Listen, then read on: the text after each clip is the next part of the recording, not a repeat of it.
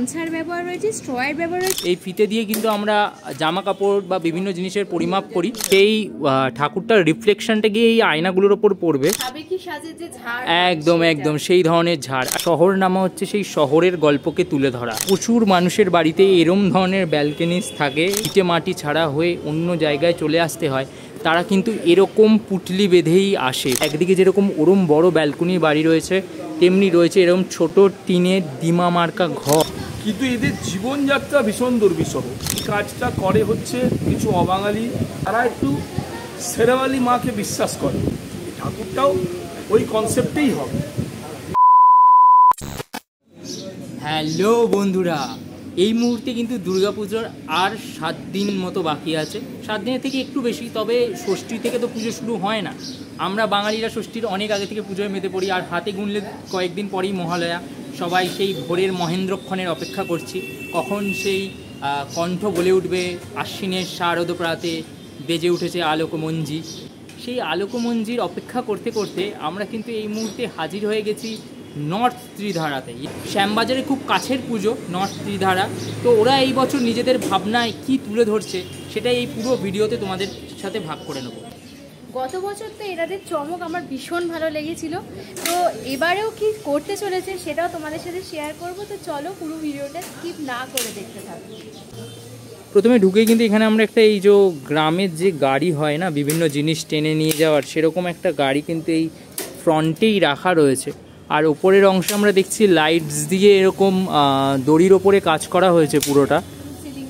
হ্যাঁ একদম পুরো সিলিংটায় জুড়ে কাজ রয়েছে। এবং সামনেও এখানে কিন্তু এই যে পাইপ স্টিক, সেই পাইপ স্টিক ইউজ করা হয়েছে। এখানে কিন্তু এই গামছা দিয়েও ব্যবহার করা হয়েছে, গামছার ব্যবহার রয়েছে, স্ট্রয়ের ব্যবহার রয়েছে। আর সব থেকে যে আমাকে চমক দিয়েছে সেটা হচ্ছে ওপরের ফিতের কাজগুলো। একদম এই যে এই ফিতে দিয়ে কিন্তু এই ফিতে দিয়ে কিন্তু আমরা জামা কাপড় বা বিভিন্ন জিনিসের পরিমাপ করি। সেই ফিতে দিয়ে কিন্তু ওরা এই অংশটায় কাজ করেছে।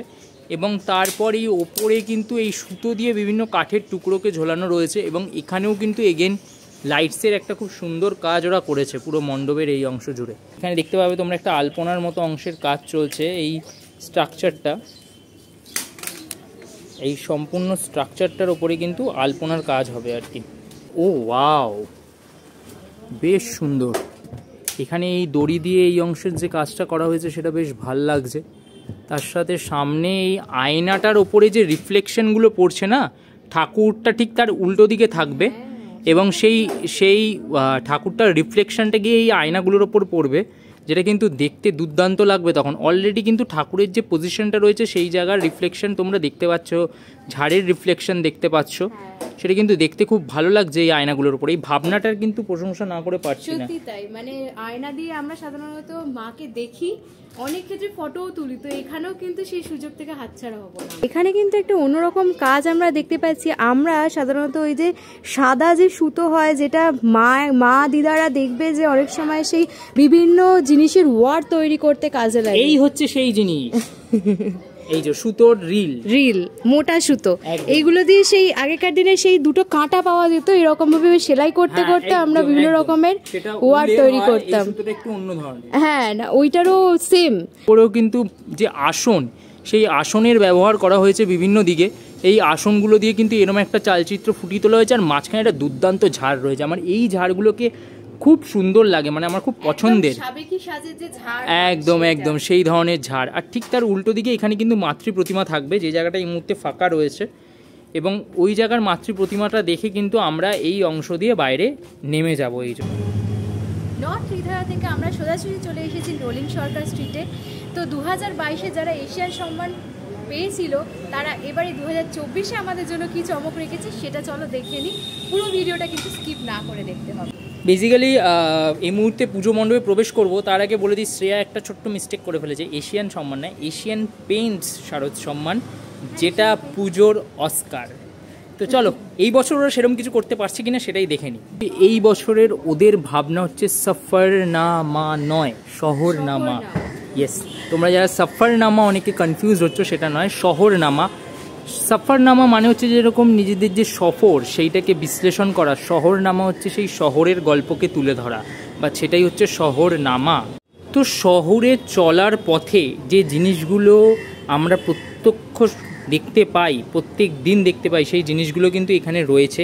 যেরকম এই ভাঙাচোরা সাইকেল থেকে শুরু করে শহরের বিভিন্ন বাড়িঘর, শহরের মানুষের জীবনযাত্রা কিন্তু এই জায়গায় ফুটে উঠবে। যেরকম দেখতে পাচ্ছ এই যে বাড়ির সামনে জামা কাপড় ঝুলছে, এই সমস্ত কিছু। এবং যদি আমি এই দিকে চলে আসি তাহলে প্রচুর মানুষের বাড়িতে এরম ধরনের ব্যালকনিজ থাকে, ঠিক আছে, যেটাকে আমরা এই ধরনের বোচকা বাচকা ইত্যাদি জিনিসপত্র রাখার কাজে ব্যবহার করি আর কি, তাই তো। তার পাশেই আবার একটা বেড়ার ঘর রয়েছে। আর সব থেকে ইন্টারেস্টিং ওপরে রয়েছে এরকম পুটলি। গ্রাম থেকে যারা শহরে আসে বা অন্য দেশ থেকে যাদের ভিটে মাটি ছাড়া হয়ে অন্য জায়গায় চলে আসতে হয়, তারা কিন্তু এরকম পুটলি বেঁধেই আসে, পুটলিতে তাদের জামা কাপড় নিয়ে। শহরে কিন্তু সবার জীবন সমান হয় না, কোনো জীবন হয় খুব উন্নত আধুনিক, আবার কোনো জীবন কিন্তু অনেকটাই সাধারণ বা কারোর পিছিয়ে পড়া জীবনও কাটাতে হয়। সেই ছবিগুলোকে টুকরো টুকরো কোলাজ করে কিন্তু এখানে সাজানো হয়েছে। পাশে থাকা যে বাড়ির ব্যালকনি, সেটাকেও কিন্তু এই পুজোর মধ্যে ঢুকিয়ে আনা হয়েছে। একদিকে যেরকম ওরম বড় ব্যালকনি বাড়ি রয়েছে, তেমনি রয়েছে এরকম ছোট টিনের ডিমা মার্কা ঘর।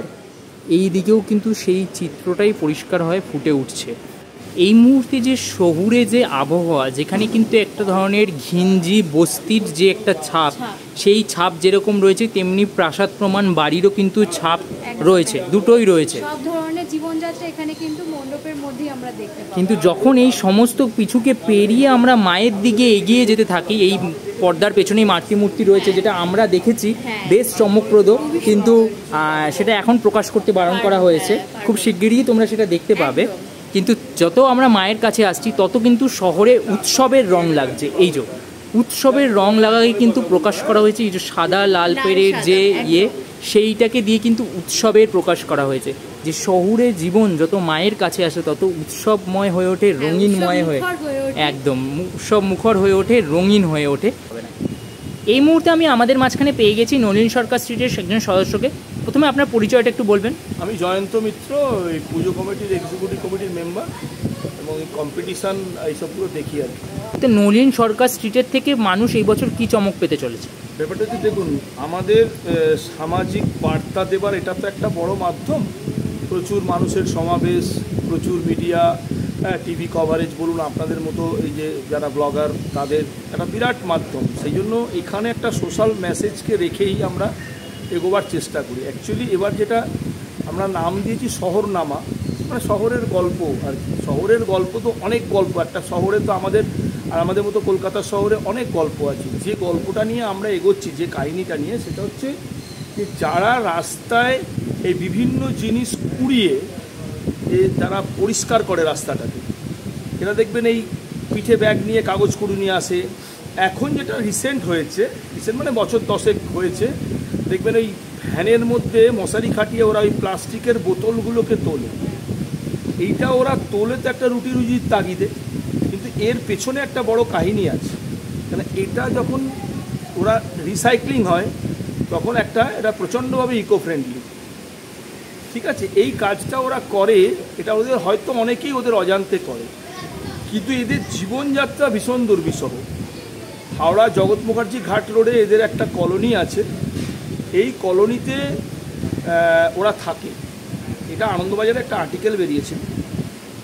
সেই আর্টিকেলটা দেখার পর আমাদের মনে হয়েছিল যে এদের নিয়ে কিছু কাজ করা প্রয়োজন, এদের সম্পর্কে কিছু জানা দরকার মানুষের। সেখান থেকে আমরা কাজটা শুরু করি, যেটা দেখানো হচ্ছে যে এদের কলোনি এই অবধি সেটা দেখতে পাবেন। একদম সামনে মানে প্যান্ডেলের বাইরে ওদের ছবি ওরা কীভাবে সাফাই করে ইত্যাদি দেখবেন। ওটার পর দেখবেন ওদের কলোনি কীভাবে ওরা জীবনযাপন করে, ওদের ঘর বাড়ি কীভাবে ওরা চলে। তারপরেই ওদের কলোনিতে একটা উৎসব। বেশিরভাগই অবাঙালি, তারা একটু শেরওয়ালি মাকে বিশ্বাস করে। যদিও শেরওয়ালি মা দুর্গা মায়ের ইয়েতে কোনো তফাৎ নেই, তবুও তো আমরা ওই আলাদা আলাদা করে ওইগুলো করে থাকি।